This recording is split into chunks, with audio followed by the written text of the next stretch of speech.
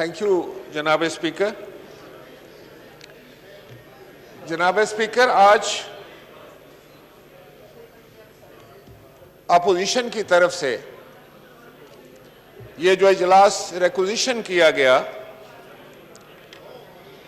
मैं आपका मशकूर हूं कि आपने जस्ट 1 मिनट जी, मैं सिर्फ ये इस पे हम चाहते हैं कि 2-3-4 दिन पूरा डिस्कशन कर लें और जो भी डिस्कशन करे प्रॉपर तैयारी के साथ करे और टू द पॉइंट हो तो बेहतर होगा, ताकि कौम को भी आगाही हो और कहीं अगर सही तस्वीर भी ठीक हो।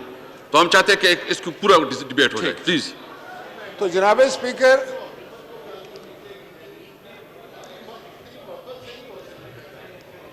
स्पीकर, ये जिस मौजू पे अभी फाजिल मेंबर बात कर रहे थे, वो आज पाकिस्तान के हर घर का मौजू है। पाकिस्तान के हर शहरी के ज़बान पर यह मौजू है कि पाकिस्तान में महंगाई इस कदर बढ़ गई है कि आम आदमी का जीना मुहाल हो गया है। पाकिस्तान का सबसे बड़ा ईवान,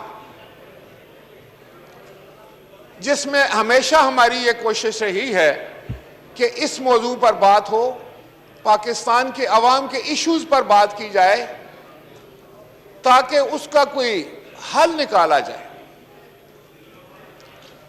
मैं चाहता था कि जब इतने अहम मौजू पर आपने इजाज़त दी हमें बात करने के लिए, तो यहाँ पर मशीर ख़जाना मौजूद होते और जस्ट 1 मिनट जी, ख़ास तौर पर डोगर साहब, आप हमाद अजहर को और मिनिस्टर जो वो है फाइनेंस, उसको कांटेक्ट कर ले ताकि वो आ जाए। उसमें मिनिस्टर फाइनेंस की बात कर रहा हूँ, फाइनेंस की बात की। तो जनाब स्पीकर, मुझे बड़े दुख के साथ ये बात कहनी पड़ती है। इसको एक तरफ रखें कि हम अपोजिशन में हैं और ये हुकूमत में है, फिलहाल इसको ये जो हमारा एक निज़ाम है ना, उसको मैं एक साइड पे रखकर बात करता हूं एक पाकिस्तानी के नाते से। तो ये बड़ी एक दुख भरी दास्तान है, जब मौजूदा हुकूमत इंतखाब में गई 2018 में, तो वजीर आजम साहब ने जो इलेक्शन कैंपेन चलाया, वो उसकी बुनियाद 2 नुक्तों पे थी। एक नुक्ता तो ये था कि मुल्क में करप्शन बहुत ज्यादा हो गई है और जब वो आएंगे तो करप्शन का कला कमा कर देंगे और मुल्क में से करप्शन का खात्मा हो जाएगा। और दूसरी ये थी कि महंगाई और बेरोजगारी, और उनका ये कहना था कि जब उनकी हुकूमत आएगी तो मुल्क से बेरोजगारी खत्म हो जाएगी। बल्कि वो तो इससे बहुत आगे जाके कहते थे कि आपको आज दूसरे मुल्कों में जाके मजदूरी करनी पड़ती है पाकिस्तानियों को, लेकिन जब मेरी हुकूमत आएगी तो आप देखेंगे कि दूसरे मुल्कों के लोग जो हैं वो आकर पाकिस्तान में रोजगार ढूंढा करेंगे। और पाकिस्तान कर्ज लेने वाला मुल्क नहीं बल्कि कर्ज देने वाला मुल्क बन जाएगा। वो कहा करते थे कि बिजली की कीमत जो है उसको इस कदर नीचे ले आएंगे कि हमारी जो इंडस्ट्री है और आम आदमी जो है वो खुशहाल हो जाएगा। रोजगार के बारे में वो बताया करते थे कि फौरी तौर पर 1 करोड़ नौकरियां जो हैं वो पाकिस्तान के अवाम को मिल जाएंगी, बेघर लोगों को 50 लाख घर मिल जाएंगे। जनाब स्पीकर, कहां से शुरू करूं? क्या ये बात साबित नहीं करती कि 2.5 साल गुजरने के बाद पाकिस्तान के लोग ये सोचने में हक बजानिब हैं कि उनसे झूठ बोला गया, उनके साथ धोखा किया गया, उनको सब्ज बाग दिखाए गए। जनाब स्पीकर, जनाब स्पीकर, जनाब स्पीकर, अगर इस तरह इंटरप्शंस होती रहेंगी तो फिर तो ये वही माहौल बन जाएगा। बिस्मिल्लाह करें जी, बिस्मिल्लाह। नहीं, मैं ये देखें, ऑनरेबल मेंबर खड़े हैं। वो एक उसका कुछ पर्सनल मसला है, वो हमारे साथ डिस्कस करें। जनाब स्पीकर, तो मैं ये गुजारिश कर रहा था कि क्या सिर्फ ये कह देने से, मुझे मालूम है कि अभी जब आप वहां फ्लोर देंगे हुकूमती अरकान को या किसी मिनिस्टर को, तो वो खड़ा होकर यहां से शुरू करेगा कि ये जो कुछ भी है ये पिछली हुकूमतों का किया धरा है, ये जो कुछ भी है ये पिछली हुकूमतों ने किया, ये पीपल्स पार्टी ने किया, ये मुस्लिम लीग ने किया। चले, ये सुन सुनकर अब तो हमारे कान तो पकी थे, अब तो अवाम भी इस फिक्रों से तंग आ गए। अब अवाम ये कहते हैं कि भाई 2.5 साल गुजरने के बाद अभी भी पिछली हुकूमतों का रोना आप रो रहे हैं। आप क्या कर रहे हैं? आपने क्या किया है? आपने क्या डिलीवर किया है? जो आप कहते थे उसका आप उल्ट करते जा रहे। जो आपने वादे किए थे उसका उल्ट किया आपने। आज मैं क्या पूछ सकता हूं जनाब स्पीकर कि जब यह कहा जा रहा था कि हम कर्जे $200 बिलियन जो हैं हम लेकर आएंगे बैरून मुल्क से और कर्ज खाओं के मुंह पर दे मारेंगे, क्या ये हुआ? कहा जा रहा था कि बिजली की कीमतें नीचे आ जाएंगी। मैंने उस दिन भी गुजारिश की थी जनाब स्पीकर, आप नहीं थे, कि हम ₹4 का यूनिट देते थे। जिस वक्त क्रूड ऑयल की कीमत जो है इंटरनेशनल मार्केट में वो $158 फी बैरल थी। आज क्रूड ऑयल की कीमत $60 है और बिजली का जो एक यूनिट है वो ₹28 का दिया जा रहा है। तो क्या ये पिछली हुकूमतों ने किया है? आपने कितने हजार अरब कर्जा बढ़ा दिया, महंगाई भी साथ बढ़ा दी, इन्फ्लेशन जो है वो आसमान पर अफराते ज़र पहुंच गई है। आज देखें जनाब स्पीकर,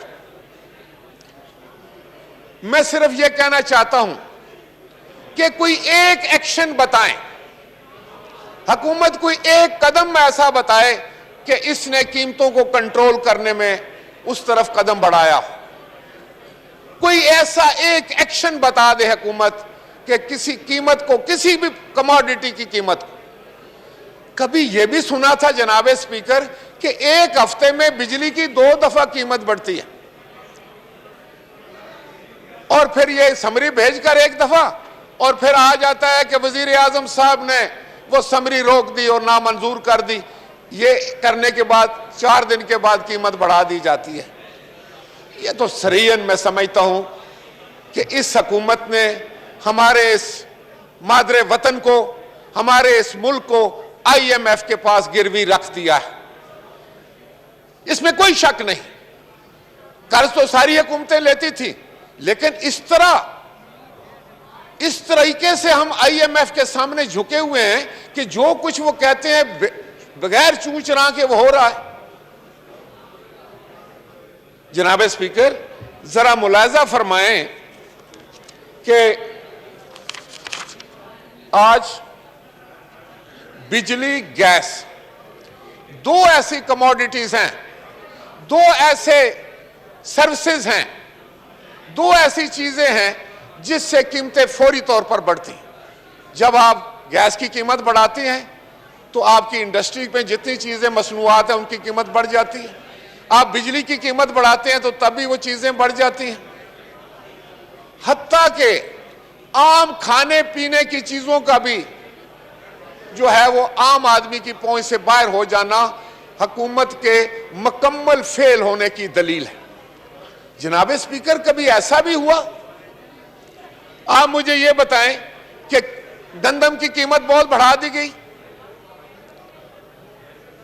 चीनी की कीमत बहुत बढ़ा दी गई, और उसके बाद क्या गंदम की कीमत बढ़ने से काश्तकार का फायदा हुआ? यहां मेरे सारे भाई काश्तकार बैठे हुए हैं, क्या किसी काश्तकार को फायदा हुआ? चीनी की कीमत बढ़ने से क्या किसी काश्तकार को फायदा हुआ? यह सोचने की बात है जनाब स्पीकर। आप खुद, मैं समझता हूं कि एग्रीकल्चर को समझते हैं। मुझे यह बताएं कि कॉटन की कीमत बढ़ाई, क्या कॉटन के ग्रोअर को फायदा हुआ? नहीं। किसको फायदा दिया गया? जखीरा अंदोजों ने फायदा उठाया, मिडिल मैन ने फायदा उठाया, इनके चहीते माफिया ने फायदा उठाया, लेकिन आम आदमी की कमर तोड़कर रख दी। जनाबे स्पीकर, मैं इस हाउस को याद कराना चाहता हूं, पाकिस्तान पीपल्स पार्टी की हुकूमत में 1000 अरब से ज्यादा, जो 1000 अरब के करीब जो था वो रूरल इकोनॉमी में इंजेक्ट हुआ था। हमारे जमाने में काश्तकार ने खुशहाल होना शुरू कर दिया था, उसके पास नए ट्रैक्टर आ गए थे, गांव में एयर कंडीशन लगने शुरू हो गए थे, लोग खुशहाल थे। आज लोग अपने ट्रैक्टर बेच रहे हैं। आज खाद की कीमत जो है वो अगर खरीद कर काश्तकार अपने खेत में डालता है और उसके बाद उसको नुकसान होता है, उसको अपने फसल की कीमत नहीं मिलती। जनाब स्पीकर, ये सूरत हाल ये है कि एक आम आदमी का बजट क्या इस असेंबली, ये असेंबली बना सकती है? जनाब स्पीकर, मैं आपकी तवज्जो चाहता हूं, आप कस्टोडियन ऑफ द हाउस हैं, पाकिस्तान के सबसे बड़े इस ईवान की कुर्सी जो है, सदारत की कुर्सी, स्पीकर की कुर्सी पर आप हैं। आपका ये एक एम्प्लॉई है जिसकी 30,000 रुपया तनख्वाह होगी। क्या आज हम सब मिलकर इसका बजट बना सकते हैं एक महीने का, अगर इसके 3-4 बच्चे हैं तो? क्या हमने कभी यह सोचा है कि ये इसको रोटी किस भाव मिल रही है, खाने पीने की अशिया जो है ये कहां से लेकर आ रहा है, क्या अपनी तनख्वाह में इसका गुजारा हो रहा है? आपने तो तनख्वाह अभी जब लोग सड़कों पर निकल आए तो कहा जाता है हम 25% बढ़ाएंगे। पिछले जो 2.5 साल थे आपने नहीं बढ़ाई। अगर आप 25% बढ़ाते भी हैं तो ज्यादा से ज्यादा एवरेज जो है वो 9-10% आएगी। इन्फ्लेशन कहां पर है, महंगाई कहां पर है? तो इसकी वजह क्या है? जनाब स्पीकर, 2 वजूहात हो सकती हैं। जनाब स्पीकर, 2 वजूहात हो सकती हैं। एक तो जानबूझकर पाकिस्तान की अवाम के साथ ज्यादती की जा रही, या इनको समझ नहीं है। IMF इधर हमारे सर पर बैठा है, हम भी IMF से कर्जे लेते थे, लेकिन यह तरीकाकार नहीं होता कि आप हफ्ते में 2-2 दफा बिजली की कीमत बढ़ा दें। अभी वजीर साहब की मैं इज्जत करता हूं, नौजवान है, वो क्या खड़ा होकर क्या कहेंगे? यही कहेंगे ना कि जनाबे वाला इस तरह नहीं हुआ था, ये पिछली हुकूमतों ने कर्जा चढ़ा दिया, ये कर दिया, वो कर दिया। भाई अब ये रटी रटाई बातें खत्म करें। अब कौम आपसे पूछना चाहती है कि 2.5 साल आपके गुजर गए हैं, आप बताओ कि आपने अपने वादे पूरे किए या आप धोखेबाज थे? आपने हमसे झूठ बोला और पाकिस्तान की अवाम को गुमराह कर कर आपने वोट ली। अगर ये है तो ये तो बहुत बड़ा जुर्म है जनाब स्पीकर, आप समझते? ऐसा नहीं हो सकता। अगर आप एक आदमी से भी झूठ बोलते हैं तो वो गुनाह है, अगर पूरे पाकिस्तान की अवाम से झूठ बोला जाता है तो वो तो बहुत बड़ा गुनाह है। मैं जनाब स्पीकर आपके सामने कुछ फैक्ट्स रखना चाहता हूं। जनाब स्पीकर, सर्कुलर डेट की बड़ी बातें करते थे वजीर आजम। हमारे जमाने में तो कोई 500, 450-500 के करीब सर्कुलर डेट था, उसके बाद कोई 800 के करीब हुआ। तो हर रोज हम सुनते थे ये सरमन कि जनाब सर्कुलर डेट कैसे हो गया, सर्कुलर डेट ने तबाह कर दिया। सर्कुलर डेट के होने के बावजूद 4 रुपए का यूनिट, और आज सर्कुलर डेट कहां पहुंच गया है? तकरीबन $3 ट्रिलियन, 3 ट्रिलियन अरब, क्या उसको कहते हैं, खरब, 3 खरब रुपए के करीब। और बिजली की कीमत कितनी? 28-29 रुपए। अब मुझे यह बताएं, ये कौन इसका हिसाब किताब करेगा? जनाब स्पीकर, कभी ऐसा भी आपने सुना कि सर्कुलर डेट चला गया है 3 खरब पर, और जो 4 रुपए का यूनिट था वो चला गया है 28-29 रुपए पर? तो ये क्या हो रहा है? कोई पूछने वाला नहीं है। हम बात करना चाहते हैं, हमें इन मसाइल को यहां पर उजागर करना चाहते हैं। हम चाहते हैं लोगों को पता चले कि ये क्या हो रहा है। हम इसलिए मेंबर चुने जाते हैं अपने अपने हलकों से और पाकिस्तान की इस असेंबली में आकर बैठते हैं ताकि अवामी मसाइल को उजागर करें। इसका जवाब कौन देगा? जनाब स्पीकर, इसका जवाब ये नहीं माना जाएगा कि ये पिछली हुकूमतों का करा धरा है। इसका जवाब आपने आज देना है कि आपने 2.5 साल के बाद मुल्क को कहां पहुंचा दिया आप लोगों ने। और सबसे बड़ी बुरी बात यह है, अफसोस की बात यह है, जुल्म की बात यह है कि इनके दिल से एहसास ज़ियां जाता रहा। एक तो था ना कि नुकसान हो रहा है, लेकिन उसके बाद यह है कि इनको एहसास भी नहीं नुकसान का एहसास करो। खुदा के लिए ये मुल्क जो है ये हम सब का है। थैंक यू जी, थैंक यू। जनाब स्पीकर, कौन सी? जनाब स्पीकर, वजीर आजम साहब हमेशा एक बात पर जोर दिया करते थे। वो कहते थे कि ये कर्जा जो है ना, ये मुल्क को गुलाम बना के रख देता है। ये कर्जा जो है ये दूसरे मुल्कों के सामने आदमी का सर शर्म से झुक जाता है। बल्कि यहां तक वो फरमाया करते थे कि अगर मुझे कर्जा लेने के लिए कहीं जाना पड़ा तो उससे बेहतर है कि मैं खुदकुशी कर लूं। ये आपने भी सुना, मैंने भी सुना। जनाब स्पीकर, ये बात हुई नहीं, सुने, ये बातें हुई हैं, ये रिकॉर्ड पर मैं अखबारें ले आऊंगा। जनाब स्पीकर, जनाब स्पीकर, नहीं, ये बातें वजीर आजम साहब ने की है, मैं वही दोहरा रहा हूं, मैंने कोई गलत बात नहीं की। आप सुने, उन्होंने फरमाया है ये बात कि अगर मुझे कर्जा के लिए कहीं जाना पड़े तो मैं खुदकुशी करने को तरजीह दूंगा। आज सिर्फ कर्जा में बताना जा रहा हूं आपको कि 35,000 ट्रिलियन 35,000 बिलियन जो है वो कर्जा 2.5 साल में आपने चढ़ा दिया। ये कैसे हुआ? देखें ना, यही तो बातें मैं कहता हूं ना। ये नहीं है कि आपने, अगर तो आप साबित कर देते कि भाई पिछली हुकूमतें कर्जा लेती थी, उन्होंने जुल्म किया, मैंने कर्जा नहीं लिया या थोड़ा लिया। आप ये साबित कर देते कि वो आप फरमाया करते थे कि अगर बिजली का कीमत बढ़ दे रहे ना जनाब स्पीकर, ये थोड़ा जब 8 रुपए का बिजली का बिल था तो वो इस तरह करते थे, बिजली के बिल को फाड़ते थे और कहते थे कि कोई बिजली का बिल ना दे। सुने जरा बात जनाब स्पीकर, आप भी यहीं थे, मैं भी यहीं था, ये सब लोग यहीं थे। वजीर आजम ने ऐसे किया था कि फाड़ दो और बिल नहीं देना। आज क्या कहते हैं आप जनाब स्पीकर? मुझे एडवाइस करें कि मैं बिल दूं या ना दूं? आप बताएं, मेरे लोग बिल दें या ना दें? बिल्कुल, ये नहीं, आप बताएं जनाब स्पीकर, मैं आपसे सवाल करता हूं। राजा साहब, मैं समझता हूं कि हमारा अखलाकी और कानूनी जिम्मेदारी है कि अपने ड्यूज अदा करें। बिल फाड़े थे आप। आज या तो हाउस आज ये कहे कि वजीर आजम ने गलत कहा था उस वक्त। अगर वजीर आजम ने उस वक्त ठीक कहा था जब 8 रुपए का यूनिट था, आज 28 रुपए का यूनिट है, तो मैं बिल फाड़ू या ना फाड़ू, मैं आपसे गुजारिश कर रहा हूं, मुझे आप बताएं।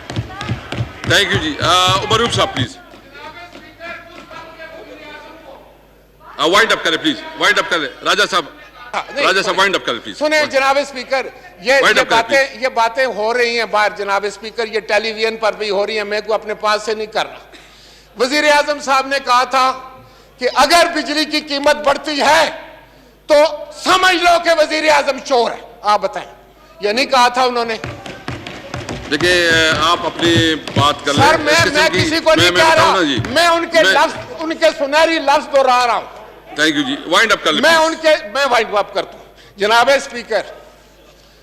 स्पीकर, आज आप मेहरबानी फरमाए जनाब स्पीकर, आज हमें ये बात करने दें, ये हमने रिक्वेजिशन किया, आपने मेहरबानी फरमाई है, बुला लिया, कानून के तहत बुलाना पड़ता था, हमें ये बातें तल्ख करने दें। यहां पर ये हाउस इसीलिए है कि हमारी बात सुनी जाए इंशाअल्लाह। जनाब स्पीकर, अगर आप हमारी जबान रोकेंगे तो फिर पाकिस्तान के 22 करोड़ लोग बोलेंगे, उनको कैसे आप उनकी जबानबंदी करेंगे? थैंक यू जी, थैंक यू। तो मैं आपसे ये कह रहा था जनाब स्पीकर कि ये वही बातें हैं, मैं इनको दोहराना भी नहीं चाहता, कोई अच्छी बातें नहीं है कि मैं इसको दोहराऊं, लेकिन असल में मसला ये है कि आज हमारे एग्रीकल्चर सेक्टर के साथ क्या हो रहा है, आप खुद बताएं। क्या आज काश्तकार जो है उसकी कमर नहीं टूटी? क्या वो बेचारा जो है अपने घरों में बेबस और बेकस होकर नहीं बैठा हुआ? आपको पता है जनाब स्पीकर कि हमारा कॉटन जो हमारा एरियाज था वो कहां पहुंच गया है? वो श्रिंक होकर इतना हो गया है जितना 1982 में था। ये थे ना, ये वो पार्टी थी जो कहती थी हम पाकिस्तान को ऊपर उठाएंगे, पाकिस्तान उठेगा, ऊपर जाएगा। Thank you sir. सर 1982 में जो कॉटन का रकबा था आज वही रकबा है पाकिस्तान का। कॉटन का रकबा श्रिंक हो गया है, काश्तकार खत्म हो गया है। आज आप मुझे बताएं इंडस्ट्री का क्या हो रहा है, आप मुझे बताएं आम दुकानदार का क्या हो रहा है, आप मुझे बताएं जनाब स्पीकर ये जो सरकारी मुलाजिमीन है इनका क्या हो रहा है। नहीं जनाब स्पीकर खत्म करने दें, लेट मी वाइंड अप। ये सर हमने बुलाया है, हमें मेहरबानी फरमाएं। नहीं बिल्कुल ना घबराएं जनाब वाला, जनाब स्पीकर आप बिल्कुल ना घबराएं, आप हमारे भी स्पीकर हैं। मैं पूरी हाउस का हूं, इंशाअल्लाह आप फिक्र ना करें, सबको इक्वल मौका दूंगा इंशाअल्लाह। जितना उमर अयूब साहब का है, लेकिन मुझे बात खत्म कर लेने दीजिए। जनाब स्पीकर मैं ये कह रहा था कि मुझे कोई एक सेक्टर बताया जाए, एक सेक्टर,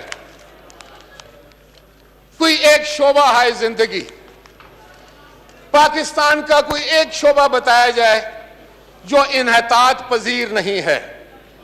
जनाब स्पीकर असल में ये मामलात कुछ ये मौजू ही ऐसा है कि थोड़ा सा मैं चाहूँगा कि मैं तलखी नहीं पैदा करना चाहता, लेकिन मेरी ये ख्वाहिश ज़रूर है कि हम यहाँ बैठकर वहाँ हुकूमत की बेंचों से वज़रा की तरफ से ऐसा इसका कोई हल पेश करें।